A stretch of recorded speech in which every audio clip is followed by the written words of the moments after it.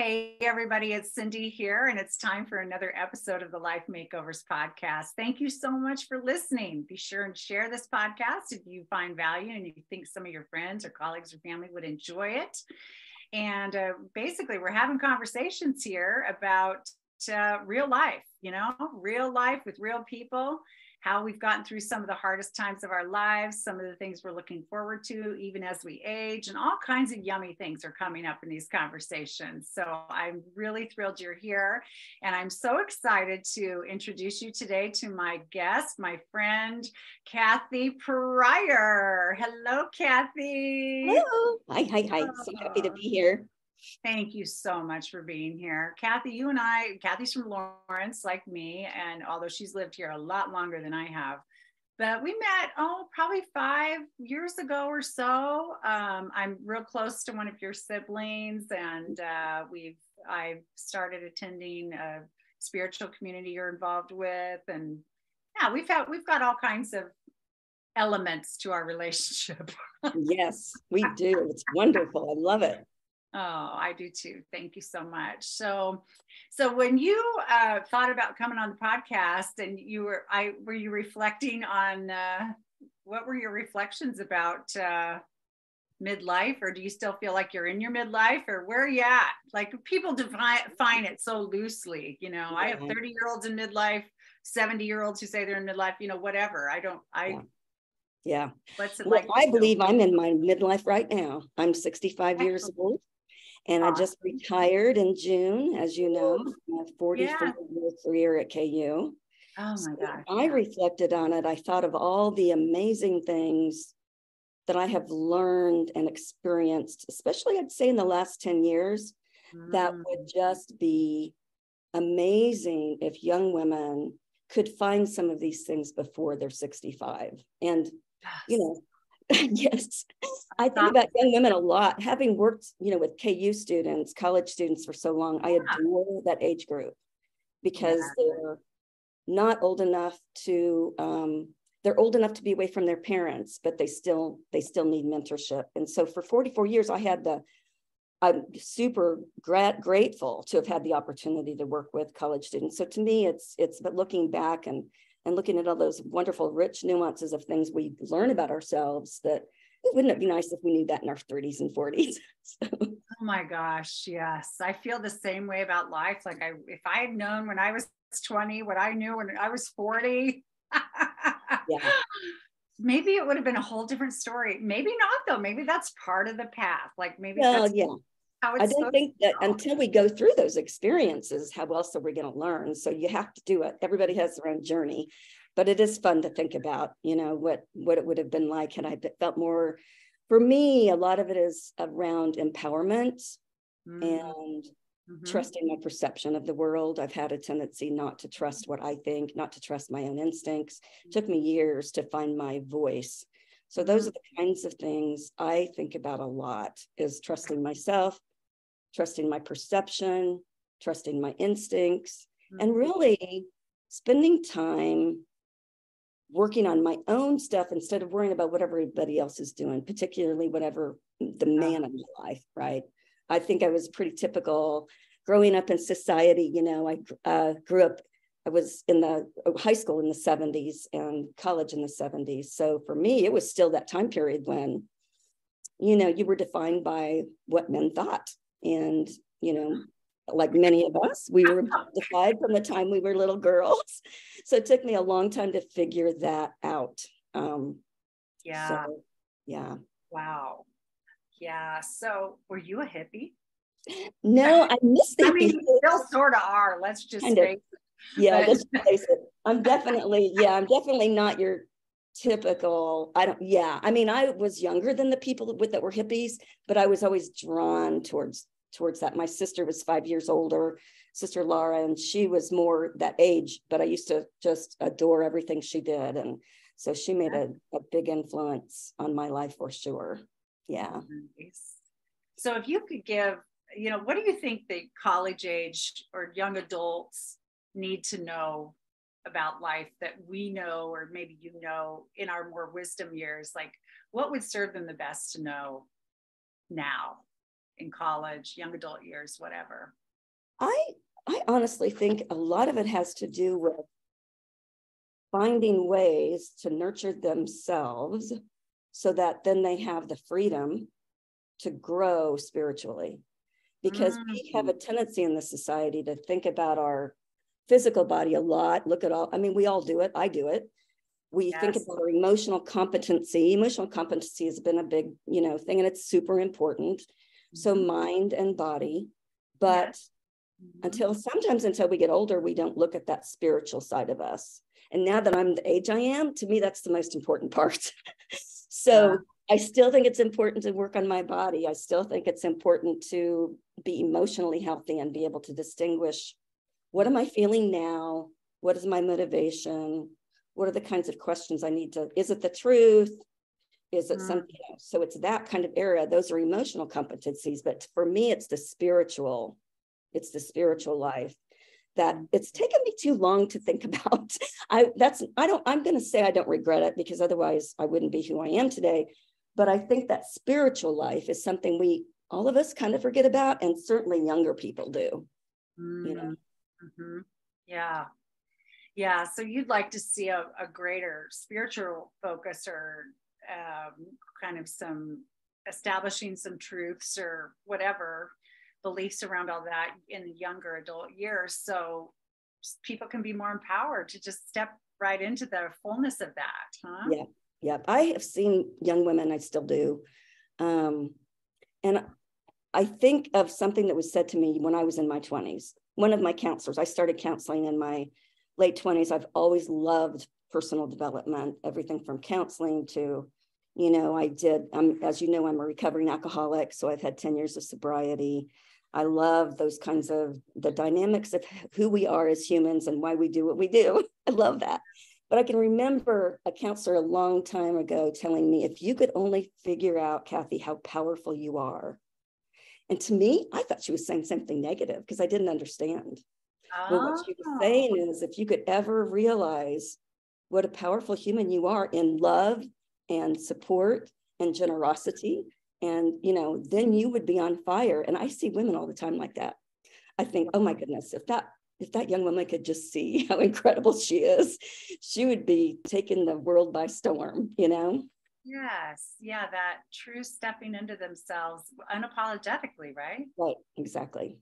Yeah. I talk about that a lot in my book, The Midlife Makeover Method. And of course, that's the heart and soul of my coaching programs too, is just even, helping women in their 50s, 60s who still are struggling with that, right? They don't know who they are, like, and the value they have just because they're here. Like, we don't have to look a certain way or have a certain whatever, or blah, blah, blah, play a certain role, or what? You helped me a lot with that, Cindy. You helped me a lot with that. As you know, I took your 3-month coaching before I retired, and it was the best choice I could have possibly made last year, because for 3 months, you really helped me focus on what I needed to focus on, so that by the time I retired, I was so complete.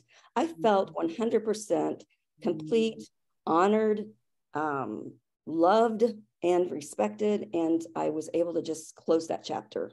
And I think sometimes we don't take enough time sometimes we don't know what's going to come up, but I knew my retirement was coming up, and I knew it was a big deal. My life has been in that department. So to work with you for those last 3 months was just a gift, because by the time I got there, boom, I was ready. Well, it was such a gift for me too. So thank you so much. And I love what you're saying here. I feel like part of what you're communicating is we can be intentional about everything. Like, you wanted to retire well. You wanted to walk away feeling that completeness you were just mentioning, and really let yourself leave, like, without any T's uncrossed or I's dotted or whatever, and feel really good about it. And I think sometimes people approach life just going, well, I'll do the best I can, but whatever happens, happens. And it's like, well, sort of maybe sometimes, but whatever is within our own power, our own control, then we can really set deliberate intentions and take deliberate steps and get our mindset behind what we're really trying to create and lay out there. And I think that's what you did so beautifully. And that's why that turned out to be such a joyous, peaceful wrap up of a big chapter in your life. Huge. Mm-hmm. Yeah. So how are you holding out since the big day? Well, I'm glad I have friends. Yeah, I'm glad I have friends that did this before me, because I think probably, honestly, the biggest challenge for me has been just letting it be okay that I don't have to do certain things. I mean, letting it be, having that piece of freedom, right? I'm going to go lay down and read a book for 2 hours. And I'm just, last couple of weeks, I've just now started going, this is good, because I kept for a while, and I think it's normal, feeling disoriented, like there was something I should be doing and I'm not doing it. So the last couple of weeks, I've really melded into it, but I can't imagine how it would have been had I not taken your class. So it's been wonderful. I'm super happy. I'm taking Tai Chi for the first time, which I love. Started up a book club again that I used to have. I had a book club with some incredible women for about 15 years, and it just kind of went by the wayside probably 10 years ago. And we started that back up. So having a great time. Oh, so you're finding your balance now. You're finding my balance. Yeah. Yeah. Well, you have had such a full life with your full-time job, and you have a good sized family that you're heavily involved in, and you've got other boards you've been on, organizations you're involved with, a lot of political activism. I mean, lots and lots of flavors to the life of Kathy Pryor. So you are balancing so many things. And then all of a sudden, it's like the one piece that probably took the most time, I would guess, in any given week of your life is done. So I bet that's a little shocking. It's very shocking. The one thing of course, you have these fantasies. Oh, as soon as I retire, I'm going to work out every day, and I'm going to do this, and I'm going to do that. For all of my grandchildren. Right? Exactly. I've been to work out maybe 5 times. Well, better than nothing, right?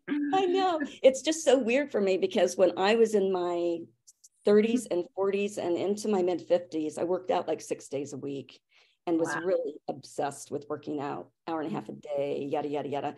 And then when I turned 50, I remember running on a treadmill for almost an hour. And then when I stopped, I felt like Forrest Gump, because I was like, I don't know, I'm kind of done. And I have fought with myself since then. So be careful what you say. I've fought for the last 15 years to get back to a really good routine. So that's okay. Well, I love you're loving your new routine, your new life, your second chapter or your 10th. I don't know how many chapters we get in life, but whatever it is, this new season.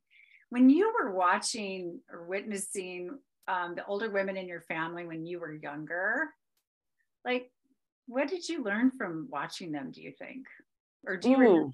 I mean, yeah, no, I remember. I mean, some of it's not good. Yeah. My best positive role model was my Aunt Jane. Aunt Jane and Lucille Ball were my role models. Oh, really? Yes. Tell me more about that. I loved Lucille Ball. I watched her all the time. I thought she was absolutely hysterical. I thought she was beautiful and powerful. And then my Aunt Jane was also very funny. To me, a sense of humor is important to me. It's in my family. We all have a good sense of humor. So my Aunt Jane, she was very independent. By the time I started knowing her very well, my Uncle Bill, her husband, had died. She was a professional administrator for an insurance company in Kansas City. Wow. She looked fantastic because she had nice makeup and nice clothes, and her fingernails were always done, and she traveled a lot. And every time I saw her, she just made me feel so special. She was just so present with me. And for me, that's a big deal in my family, because I was not necessarily the one that got attention or wanted attention, because I was real shy. So she just rocked my world. And honestly, I didn't even realize it until I was probably in my 50s. And I was like, oh my gosh, I started thinking about my life and what Aunt Jane meant to me. And I realized she was my role model. And a lot of that really makes sense too. You know, I mean, I'm married and have been for 36 years, but I'm super independent. And I think I have a good sense of humor. I sure like to laugh. But my mom, I love her. And now I get this. But when I was younger, my God, she had 9 children. I mean, you know, 9 children with one of them terminally ill. We owned our own grocery store that was hooked onto our house. So all of us worked. My mom had to take care of 9 kids plus work in the store.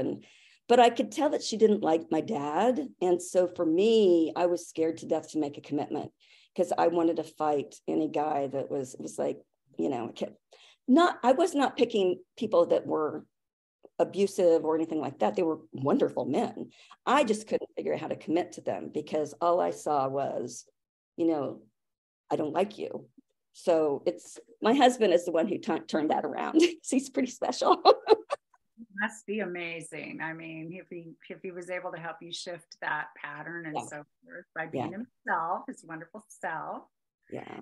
Yeah. Wow. And I love more of what you said there too, because you bring up a great point that in general in life, you know, our perceptions of others are based on our experience, our filters, our this, our that. They might be all of what we're thinking they are, but we may have just a whole other impression we're putting on other people. And that's okay, but we just need to own it. Right. I agree. And with my mom, especially, I mean, once I got to be an adult and I started doing things like being a professional instead of, you know, being a professional, having my own children, she started liking me, you know, and so we ended up, as a matter of fact, it's funny because I am almost exactly like my mother. Are you really? Oh yeah. All my siblings will tell you. I drive, I mean, my goodness, it's frightening. What comes out of my mouth, I'm like, that sounded like Laura Louise.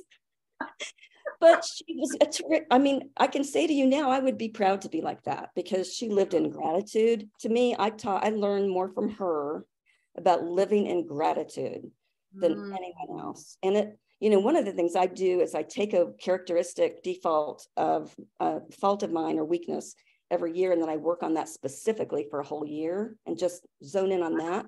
Oh yeah, I've been doing it for a long time, but I used the word gratitude, learning how to be grateful for 2 years before I could live in gratitude, because now I really do understand what it means to live in gratitude.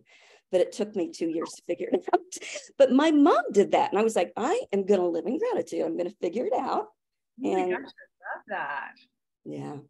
I haven't figured out my word for this year, but last year my word was freedom, and you helped me do that. Mm-hmm. You're an A+ student getting your freedom for sure. So very proud of you for that. Well, I love that, picking one thing to work on and really focusing on it. Again, that's very intentional living there. I love that. So what's been the most difficult thing you've ever faced in these, you know, in midlife? Well, gosh, at this age, looking back, of course, it was, I lost a sister when she was 17 and I was 15. And she had been ill for 9 years. She had hepatitis. So last month of her illness, she was in a coma, and we would take turns sitting with her to give my mom a break. So that was extremely difficult. And then I'm a survivor, being objectified for a long time. And honestly, I was, from the time I was a tiny little girl, I was fear-based. I was afraid of everything. I was afraid of everybody. And I can see that now in myself. Even now today, I get scared. I get afraid of things, and I have to go, that's what's happening. You're afraid. Just, it's okay. Go ahead and do it anyway. But so for me, some of it has been just learning how to know who I am against all those kinds of things that were put upon me when I was younger. And I also think for me, learning how to distinguish, I really did not know, Cindy, and maybe other people don't either. I was not self-aware enough to know how to recognize a feeling or distinguish one from the other. It was hard for me to distinguish, as an example, hurt from anger. I was hurt. I would immediately go to anger. But I never understood for years that that wasn't anger. I was hurt. And I was, so does that to me is a huge thing. It is huge. And I think, the big word for all that is emotional intelligence. If any of you put that phrase out there, emotional intelligence, it's really an understanding of our emotional makeup and what's going on with us. And most of us are raised with 3 feeling words: sad, mad, glad. Sad, mad, glad. We're either happy or we're sad or we're mad, right? It's basically how we're raised. I mean, because that was kind of the level of emotional understanding and intelligence for most people who raised your generation and mine. And so then language has gotten a little more sophisticated, and self-awareness and the self-help movement and all that really started thriving in the 80s and 90s and so forth, has given us more words and more understanding that, even if I'm reacting, I'm not necessarily mad. I'm really underneath, there's a real sadness there, or there's disappointment, or there's frustration, or there's loneliness, or there's, so I think you're absolutely right that it is an opportunity for greater expansion for most people to get a little more sophisticated with their own emotions and understand that many things can be happening no matter what it looks like on the outside. Do you think women are not necessarily women, where that's the subject today? Do you think women are better now about being able to distinguish those things?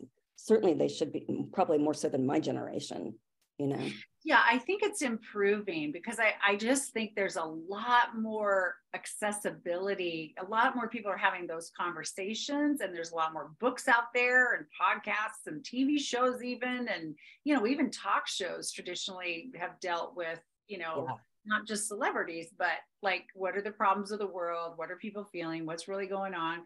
And that kind of thing. And we have, famous psychiatrists, psychologists we've all seen over the decades, right, who've provided some help with all of that for us. So yeah, I think it's getting better and better if people feel safe enough to be vulnerable enough to tap into all of that. Yeah, exactly. There's all that too. There's the avoidance, avoidance of the whole thing. Yeah. Nothing bothers me. No, everything is always fine at our house. I mean, that whole thing. Yeah. So, yeah. But anyway, to get back to you, it sounds like you've had, you grew up with a lot of grief and some trauma. Yep.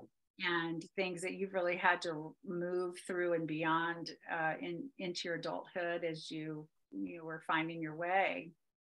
Yeah, and with 9 children, all of those things are natural to occur. We had a brother that was in Vietnam that we thought he was lost for a long time, MIA. And then I have a sibling who's a non-binary trans person. So that's been an incredible journey to go on with my sibling.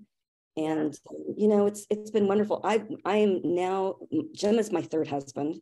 I was married for a brief time right after college. I was 20 years old and did not know a thing about myself, but everybody was doing it. So I got married. I mean, was it like, I met him and then 3 weeks later, we eloped, or was there? No, we actually went to high school together, but we didn't date in high school. We didn't start dating until college at Pittsburgh State University for a couple of years. And he was in a fraternity. I was in a sorority. I was the Sigma Chi, sweetheart of Sigma Chi. I was, and he was in that Sigma Chi. So, it was that very typical thing for a young woman and a young man. And he was wonderful. Couple, nothing in common. And as a matter of fact, it's so funny because I'm progressive liberal, as you know. This wonderful man, and he still is a 1%er, and he's very, very, very conservative. Oh, well, you really were not aligned in that area of your life. No. And then I got married about 5-6 years later and had my baby boy, Christopher. So Ken and I were married for just 3 years. And once again, I didn't know what I was doing. And it wasn't all my fault, but I really take responsibility for a lot of it. He was a great guy. And he definitely had his issues, but and then I found Jim, and Jim and I got married when I was 28.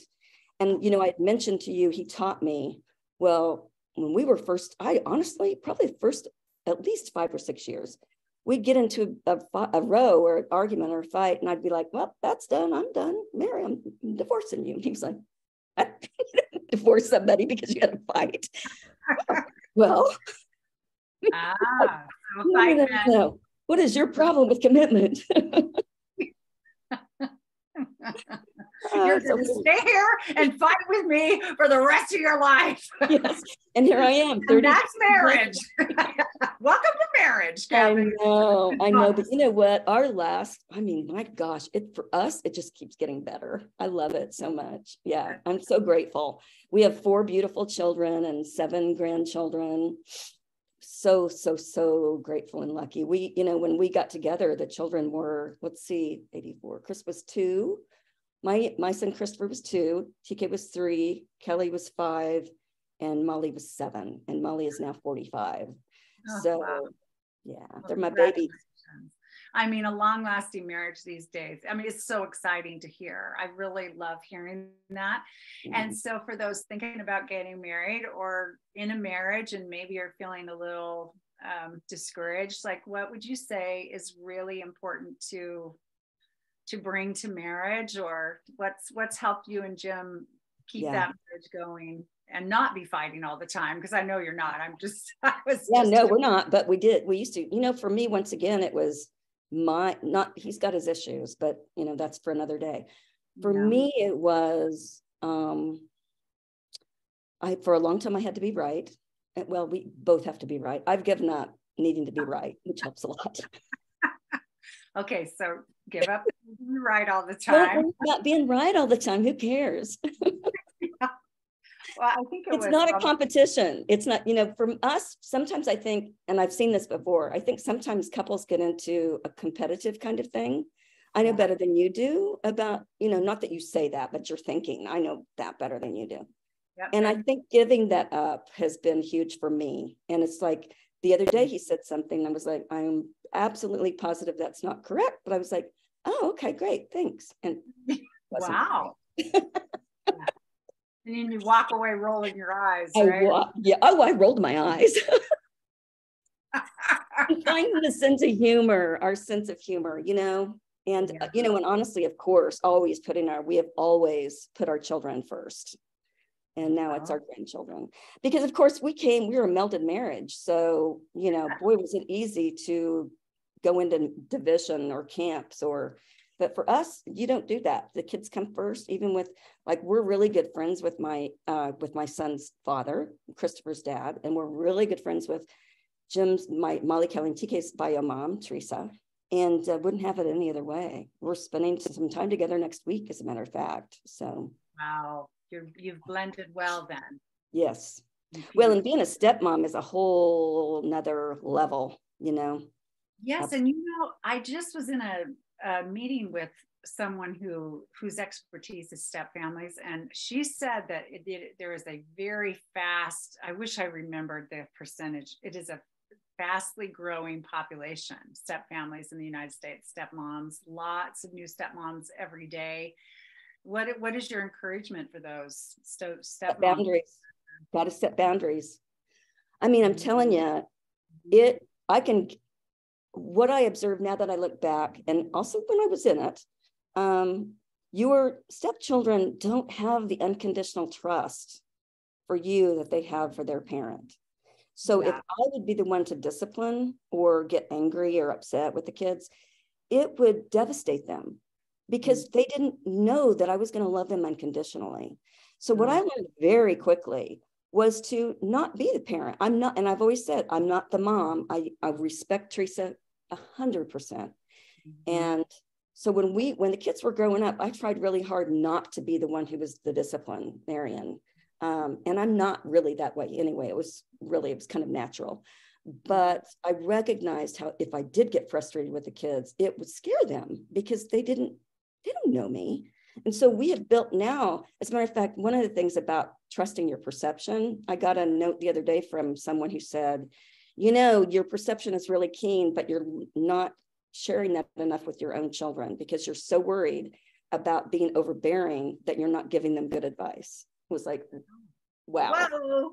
Wow. Yeah. I try to ask the kids if it's okay if I give you an opinion before I give them an opinion. But sometimes I hold back, So anyway, that's kind of one thing for sure, is to just realize how frightened they must be, Yeah, I'm getting married. I have a second marriage coming, and of course we have 5 young adult children between us, and so we've never raised each other's children, because we came so much later in our lives. They were all already grown and gone from our homes and so forth. So we entered, the empty nest years when Ed and I got together almost 6 years ago, and but I really find, I will never, I'm sure none of them will ever think, oh, Cindy's our stepmom. They probably won't think that, and that's fine. I think I'll be Dad's wife, Cindy, or whatever. And that's great. That's perfectly fine. That's who I am.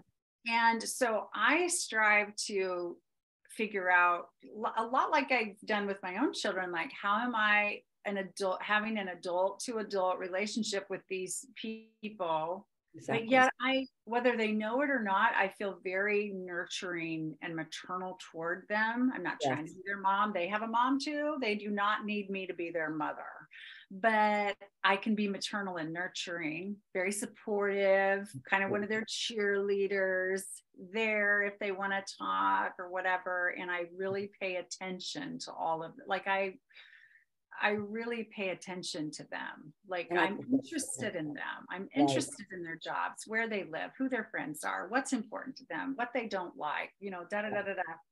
And I think that's so important for step families or blended families, or I don't even like labels, but when you're in that kind of situation, to really, it's important. Like, it is. If you love their parent, love them. Love them. Well, and it's right? developed into a beautiful family for us. Chris, if Jim and I had not gotten married, it's highly possible I would have only had one child. So Chris has Molly, Kelly, and TK, and they love each other so much. Chris lost a baby a couple of years ago, and I was with him then and yada, but like the next week, all 3 siblings flew out to Portland, which is where he was living at the time, and spent time with him, just to be with them, just to help him get through that trauma. And it was like, that is so special. It's really amazing. Yeah, really amazing. So there's a real feeling of family. Absolutely. Just as if you all started out together in a way. Exactly. Yeah. I really felt that over Thanksgiving, we went to Ed's youngest child's home, and he's married, and they have 2 kids and a new grandson. And the kids, when they had their first child, asked me to be a grandmother. They said, please be her grandmother. I love that. One of her grandmothers. And I'm like, oh, thank you. I'm all over it. And so of course I am all over it. So I'm down there, and I was holding new little Ezra. He was just a month old at the time. And I was holding him, and I was staring at him, and I tried to imagine if one of my biological children had him, would he seem different to me than he did in that moment? And I know I don't know for sure, because I don't have biological grandchildren at this point. Don't know if I ever will, maybe not. But my heart just bursted with love for that baby. And I know I'm grandma. I'm one of, he's got other, of course, they've got other grandmas and grandpas. Exactly. So I just, my heart does not just know blood as family. Right. It never has, actually. I grew up with step families, and I have friends who are like a circle of family to me. And so I guess my encouragement in this conversation that I know you align with is that we define who our people are. Like, and love is love. Love is love. It is. I remember, having 7 grandchildren. Only 2 of the 7 are my bio babies. And I'll never forget, Molly, our oldest, had Lucas 14 years ago. He's 14 now. Wow. And I happened to be in a Zumba class when I heard that she had the baby. Because, of course, as rightly so, her mom was there and her sister, but I was here. And I just remember bawling my head off, and my friends were worried. I was like, no, I just became a grandma. And it was, and I loved him. They let me go out, not let me, but Molly was married to a Vietnamese person, and their tradition is that you don't put that baby down for the first 30 days. So I got to go out there and hold that child for 7 days straight. It was the most amazing. It was the most incredible thing. And that has bonded us, And so, no, I know, because I've already had 5, and then my 2 bio babies are younger than everybody else. And it's love is love, just like you just said, for sure. Yeah. So if any of you listeners are feeling like, oh, I'm different because I'm just coming into the family now, or I can't possibly love these people, or they love me, or whatever, the same way, that's not necessarily true at all. No, it takes intention. It takes, you've got to believe it's possible. Yeah. And then really get behind what you want to create. Yeah. And gently, carefully, we don't just dive in and, okay, I am now in your life, and here's how I'm going to be in your life. So tell me everything, and because I care. I think that's one thing. Yeah. One thing I've noticed that I do worry sometimes when I've just seen it occasionally is, as soon as, if you get with someone, what I've seen sometimes is the step parent automatically jumps in and tries to be just as, connected, or especially when it comes to discipline, as the regular parent. And it's you just need to give it more time, So yeah. It takes a little bit of time. It can take some time, for sure. Yeah. And sometimes the biological parent, I know my father remarried after my mom and dad divorced, and he basically, in his own way, said, you will love these people. Like, oh, okay. So it's required. I'm 14 years old. Required. You and my mom divorced just a year ago. Wow. We're still coming off of this whole, That must have been so hard, Cindy. That's a very impressionable age. Yeah. And I'm supposed to just, embrace this new woman and her daughters, and it's all good. But there was a strong message of, I love her, so you love her. Like, oh, I'm 14, Dad. Yeah. I'm still kind of upset that you and Mom aren't together. I'm trying to figure that out still. Mm-hmm. Exactly. When you've got kids still growing up, that's a different ball game too. Than entering in, like I have entered into these adults' lives, as their adult kids. But even so, there's a definite, it's a cool thing to intentionally. I've said that word about 14 times. I hope you're not tired of it. I do know other words in the dictionary, just in case you're wondering. Wow, it's funny because that word, though, I hadn't thought of the word intentional. I mean, I just hadn't thought of the fact that that's what I do, is I try to be intentional. And I had not thought of it that way until you said it earlier. So it's like, be intentional about what you're going to do. And boy, sometimes all I want to do is lay around. So it's hard to be intentional all the time. But well, it's okay to intentionally lay around. No, really. Right. I recently, I was doing a podcast with Amy Rose Carrillo, I love that woman. Yeah. Fantastic. And we were talking about how, we all want to do our best, right? We all want to show up at our best, but some days for some people, I'm never getting out of my pajamas and I'm binging on Netflix, and that's their best that day. Yeah. And that's okay. It's like, best doesn't mean we're hitting it out of the park 100% of the time, never wavering from what we had in mind, or, it doesn't mean we're non-reactive.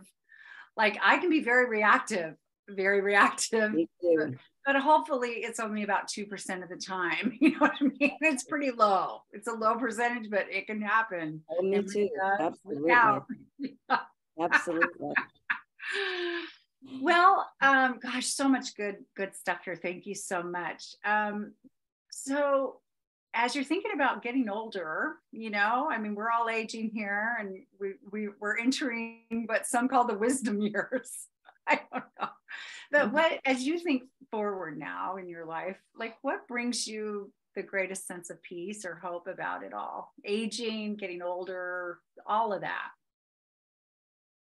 Or does it? Or is there? No, I think probably I'm more at peace than I've ever been in my life. And some of that is just, age. But Yeah. I think what gives me the most peace and sense of hope are my children, my grandchildren. And honestly, right now, I feel like we're finding some hope in society. I feel like everything it's probably obvious, but everything that's been happening needed to happen, and everything that does happen needs to happen so that we can get to wherever it is. And I just feel a lot more hopeful about humanity right now.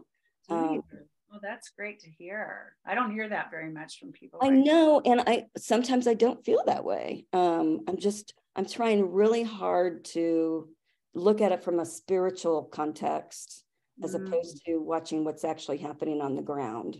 I do feel like more people are discovering, exploring their spiritual life. And once they do that, I think we're all going to get a lot more peaceful.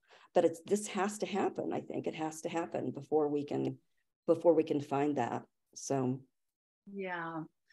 Yeah. And is there any spiritual concept or belief or philosophy? I'm not even sure what the words are that ground you well, like that you turn to often? Like, is there a particular thing?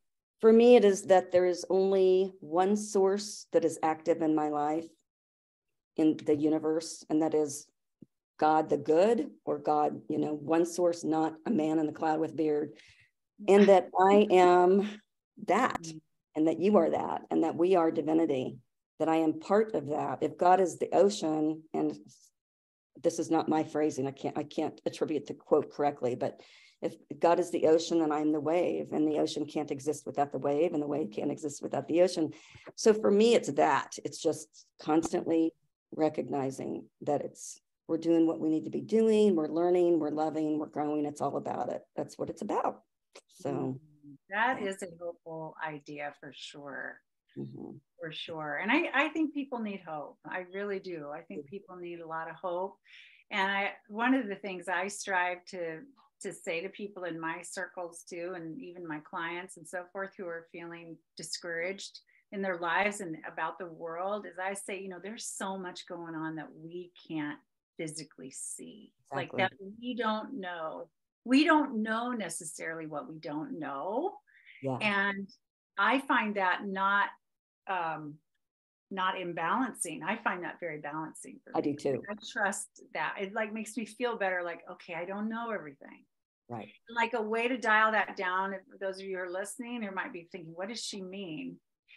Have you ever had, you've all had something happen in life where your life turned on a dime, it went a direction you weren't expecting, or, maybe somebody died, or you lost your job, or the house burned to the ground, or I don't know, your life pivoted in a really strong, unexpected way. And you thought it was the worst thing that could ever happen. And then as life continued to evolve and you moved through it and beyond it, then you started to see or recognize that, actually some very beautiful things came out of that experience. Exactly. Like, and it's being aware of that, right? Because if we don't see those things, right? Connecting the dots. Yeah. Like I went on a mission trip 6 years ago to Africa, and I'd always wanted to go on a mission trip. And it's a long story how it all came about. It came out, it just was handed into my lap, honestly, the opportunity. I wasn't looking for it right at the moment. But the only reason I could pay for that trip at that time was because my father had died a few years before suddenly, and left me a little bit of money, just a little bit, but because he didn't have a lot of money to leave. But I thought, oh my gosh, of course, I would rather have my dad back any day. Of course. But if he was going to die, if that was part of, his death was when it was to be, for whatever reason, he died suddenly and unexpectedly, only 69 years old, not much older than you are. Yeah. And, that really hit us out of left field, and it was horrible, awful, difficult. And, all of that. But that's just one thing, that trip to Africa. That's just one of, I could tell you many, many things that have evolved from that event into a really lovely way, you know. And maybe the stitches would have been sewed another way and had the same result without, I don't know, but we don't know what we don't know. And it can be a comfort, you know, it really can. So if some of you are feeling hopeless or stressed, or you just can't see past the foot in front of you because you're so upset about what's happening in your life, maybe that'll give you another way to look at it and something to cling to. So, and that's a spiritual perspective in my world. It feels absolutely. Like that makes so much sense. Yes. So anyway, well, gosh, you know, is there anything else you want to share? I mean, you've shared a million nuggets. I can't wait for the wrap up in 2 days when I share all of your wisdom in a 5 to 10 minute podcast. So listen for that, everybody out there. But is there anything else you want to share that's important? No, I'm just really grateful to have had this opportunity. You know, it's really fun. I love being with women, especially. I mean, you know, I love my husband and I love my friends that are men, but I love being with women. And that's just, so it's fun to sit and talk to you about this. That's the bottom line. Yeah. Oh, this is just pure joy and delight for me too. So thank you so much. I appreciate your time. When I was going to approach you about it, I thought, oh, now, you know, when people retire, everybody approach them about everything. And I don't want to be that person. But I thought, well, you know, it's been a few months and maybe she won't mind giving an hour. But that's probably, you probably get that all the time. Oh my gosh. So I'm one of those people. Although I probably would have asked you if you were still working full time. So. It's been super fun though. I appreciate it so much. Oh, well, thank you. And thanks to all of you who spent the time with us too. I'm so thrilled that you're here, and I hope something was of value for you in this time we spent together. And listen for that wrap up in a couple days, and we'll just quickly revisit some of the main things that Kathy shared that's been helpful to her over the years. And if you want any more information about my coaching programs that she mentioned, or the book that I authored this year, just go to cindydwhitmer.com. So thank you, everybody, and I will talk to you again soon. Bye-bye.